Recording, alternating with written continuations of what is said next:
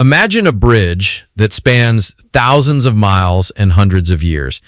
On one side, you have a grumpy, pessimistic German philosopher in 19th century Frankfurt, sitting alone with his poodle, writing about how life is essentially a painful mistake. On the other side, you have the serene mystics of the East, Guru Nanak in the Punjab, wandering the plains, or Siddhartha Gautama under the Bodhi tree. They seem like they should have nothing in common. One is a European academic, the others are spiritual giants.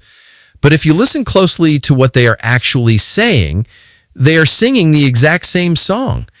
That song is a heavy one, that the default state of existence is suffering. We are looking at a fascinating reflection written today, well, specifically dated January 28th, 2026 from London by a writer named Mustafa Sajjad Haider. He connects these disparate threads in a way that feels incredibly urgent for our digital age. He starts with Schopenhauer, but ends up dissecting the modern social media condition, the cancer of envy, and the hard work of creating happiness. It is a dense piece of writing, Eloise, and it forces us to ask, if life is suffering, what are we supposed to do with our time? It is a question that usually sends people spiraling, but Mustafa Sajjad Haider grounds it in something very practical. He isn't just floating in abstract metaphysics. He starts with a specific experience, listening to a podcast about Arthur Schopenhauer's book, The Wisdom of Life. Now, this is significant because The Wisdom of Life is the book that finally made Schopenhauer famous, but it wasn't his dense, heavy metaphysics. It was his self-help book, in a way. Haider points out a beautiful irony right at the start. Schopenhauer wrote this guide to help people navigate a miserable world, but he also wrote it to secure his own fame and financial safety in his old age. He was practicing what he preached. That is a very humanizing detail. We tend to think of philosophers as these ethereal beings who don't care about royalties or book sales. But Haider notes that Schopenhauer was looking out for his own peace and safety. He wanted to exit the world in a state of security, which aligns perfectly with the advice he gives to his readers. It is enlightened self-interest. Schopenhauer was frighteningly pragmatic. His core philosophy, the one Haider alludes to, is that happiness as a positive, permanent state is a mirage. Schopenhauer argued that pain is the positive element in life, meaning pain is what we feel viscerally. We feel a toothache. We feel a burn. But happiness, according to him, is merely the negative. It's just the absence of pain. You don't walk around feeling non-toothache. You just feel normal. So Schopenhauer's advice, and what Haider seems to have resonated with, is that the goal of life shouldn't be to seek intense ecstasies, because those usually come with high costs or risks. The goal is to maintain a fortress of peace, to keep the pain out. That leads us directly to the cross-cultural connection Haider makes. He wakes up with these thoughts swirling in his head, thoughts about how we waste our energy prying into other people's lives, and he realizes Schopenhauer isn't the only one who flagged this. He brings in Guru Nanak and the Buddha. Specifically, he quotes Guru Nanak, Nanak Dukhya Sab Sansar. It is a profound line from the Guru Granth Sahib, specifically found on Ang 954. Nanak Dukhya Sab Sansar translates roughly to, O Nanak, the whole world is suffering. It is a recognition of the universality of struggle. You cannot find a person who is free from it. And Haider juxtaposes this with the Buddhist first noble truth, dukkha, often translated as suffering or unsatisfactoriness. It is striking how Haider sees these not as depressing statements, but as universal truths that were left behind as a legacy to help us. Why do you think he calls them helpful? Telling someone life is pain doesn't sound very helpful on a Tuesday morning. Because if you accept that suffering is the baseline, you stop taking it personally. You stop thinking, why is this happening to me? And realize it is just the nature of the game. Haider notes that Schopenhauer's analysis is identical. Happiness is temporary and fleeting, while sorrow is permanent and takes many forms. Once you accept that, you stop chasing the impossible high and start focusing on what Haider calls energy management. He mentions wanting to post on his Facebook page, a very modern impulse, to tell people to stop wasting their energy on Daka Dar Makulat, which is a fantastic Urdu phrase. It means meddling in things that don't concern you, or literally intruding into reasonable matters. I love that phrase. It implies that there is a reasonable order to things, and by prying, you are disrupting it. Haider pivots here to what I think is the emotional core of his reflection, envy. He calls it the enemy. And not just an enemy, but an interfering enemy that consumes you like a termite or a python. That is visceral imagery. Why does he single out envy as the worst vice? Because envy, or hasad in Arabic and Urdu, is a double-edged sword that cuts the holder first. Haider describes it as an autophagic process. It eats the self. When you envy someone, you're directing your limited life energy toward a target you cannot control. You're fixated on their blessings rather than your own cultivation. Schopenhauer actually had a taxonomy of this.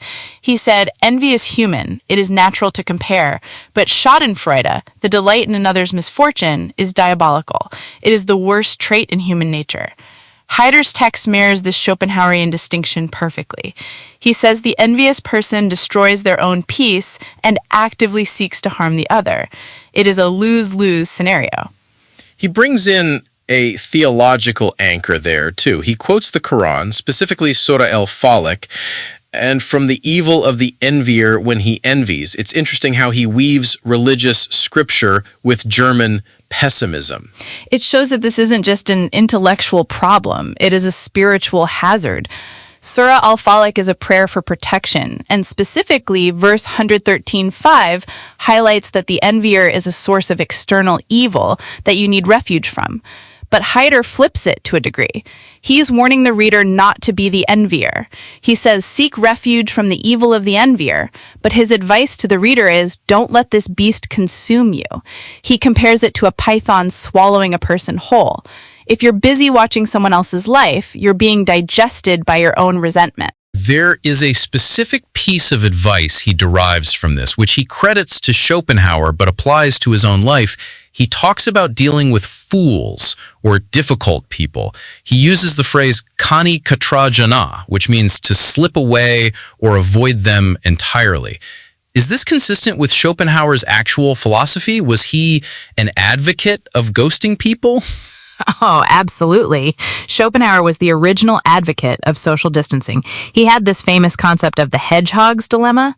He said, human beings are like hedgehogs trying to stay warm in winter. If they get too close, they prick each other with their quills. If they stay too far apart, they freeze. But Schopenhauer's personal solution was to stay apart and buy a warm coat, metaphorically speaking.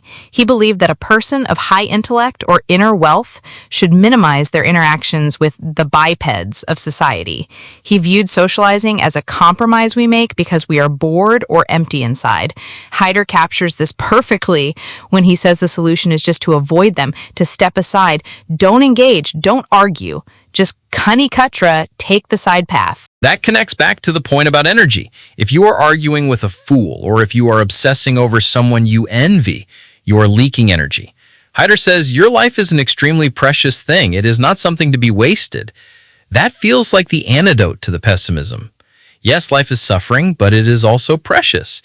How do those two ideas coexist? That is the paradox of existentialism. Because time is short and fraught with difficulty, the moments of clarity and peace you do have become infinitely valuable. Haider writes something quite profound near the end. Happiness is something you have to create yourself. Suffering is automatic. It is the default setting of the universe, like gravity. But happiness is an act of will. It is a construction project. And he notes that because our happiness often depends on relationships, we have to be careful not to cause grievances. It is a very delicate balance. Avoid the fools, but don't alienate the good people because you need them for your constructed happiness. He advises avoiding causing narazgi, or displeasure, or grievance to others, not necessarily out of altruism, but to protect your own peace. If I make you angry, you become a threat to my tranquility. It circles back to that enlightened self-interest we discussed with Schopenhauer. Precisely. It is defensive living. Haider is essentially saying the world is full of thorns, suffering. You can't pave the whole world with leather to make it soft, but you can wear sandals. Those sandals are minding your own business, avoiding envy, and stepping around the idiots. It is a survival strategy for a high-friction reality. I want to go back to the Python analogy for a moment. He says envy swallows the person alive. In the age of social media, which Haider explicitly mentions with his reference to his Facebook page, this seems more relevant than in Schopenhauer's time. Schopenhauer didn't have to see his rival Hegel posting vacation photos from the Alps.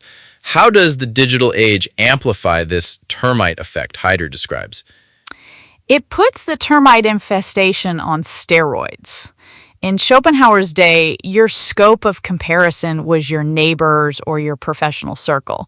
Today, you are comparing your behind-the-scenes reality with everyone else's highlight reel. Haider's warning about which is prying or spying or seeking out the hidden defects or details of others, is built into the architecture of the internet. We are designed to pry. And Haider is saying, stop. This is a trap. That energy you are using to scroll and seethe is the same energy you need to build that fortress of peace Schopenhauer talked about. You are dismantling your own fortress to throw bricks at someone else's. It is. It's a waste of ammunition. And he wraps up this reflection with a very warm wish, despite the heavy topics. He wishes for happiness and prosperity for the reader. It is a gentle landing. He signs off as Khair Dendesh, a well-wisher. It strikes me that he is doing exactly what he says Schopenhauer did, leaving a small roadmap for others to navigate the minefield. He is. He is participating in that lineage. Just as Guru Nanak sang his shabads to wake people up and Schopenhauer wrote his essays to give people armor, Haider is using his platform, his digital page, to tap the reader on the shoulder and say, look, I found a way through. It involves less looking at others and more looking inward. It is a very classical philosophical move, turning a personal morning reflection into a universal offering. One thing we haven't touched on enough is the universal chorus aspect. Why do you think these three figures, Nanak, Buddha, Schopenhauer, converged on suffering? Is it because they were pessimists, or is it because they were realists? I would argue they were the ultimate realists. We tend to view optimism as good and pessimism as bad. But in philosophy, pessimism just means acknowledging the structural limitations of existence. Biology dictates that we age and die. Physics dictates that things break down, entropy. Psychology dictates that we get bored as soon as we get what we want. This is the suffering they talk about. It is structural. By acknowledging it, you stop fighting reality. You stop trying to make the world into a paradise, which it can never be, and start trying to make your mind a sanctuary. Haider's piece is a call to build that sanctuary. He says, happiness, you have to create yourself. That is the most empowering sentence in the whole text. It means you are not waiting for luck. You are the architect.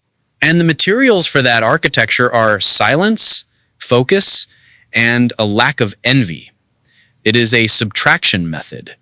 You don't add things to get happy. You subtract the envy, subtract the prying, subtract the fools. Exactly. Schopenhauer often said that a happy life is an impossibility. The highest one can achieve is a heroic life, a life where you face the difficulties with dignity. Haider seems to be suggesting a similar stoicism. He mentions that even the greats left the world after giving advice, implying that they too had to leave. They didn't solve death. They didn't solve pain. They just figured out how to hold the candle properly so it doesn't blow out in the wind. And that candle is our attention.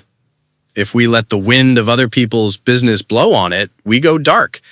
Haider's advice to stick to your own business, apne kaam se kaam rakhein, sounds simple, almost cliche, but when you layer it with Schopenhauer and Quranic theology, it becomes a rigorous spiritual discipline. It is not just about being polite. It is about spiritual survival. It is the discipline of boundaries, the boundary between my soul and your drama, the boundary between my peace and the world's chaos. And frankly, on a morning like January 28th, 2026, with the world being as loud as it is, that is probably the most valuable advice anyone could give. It really is. Mustafa Sajjad Haider has given us a lot to chew on.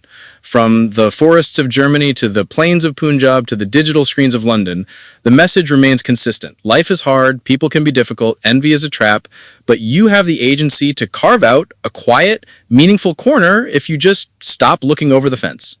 And maybe, just maybe, read a little Schopenhauer while you're at it. Or at least listen to a podcast about him. Eloise, thank you for unpacking this dense and beautiful reflection with me. My pleasure, Noah.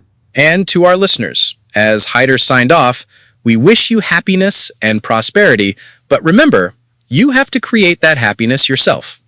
Until next time.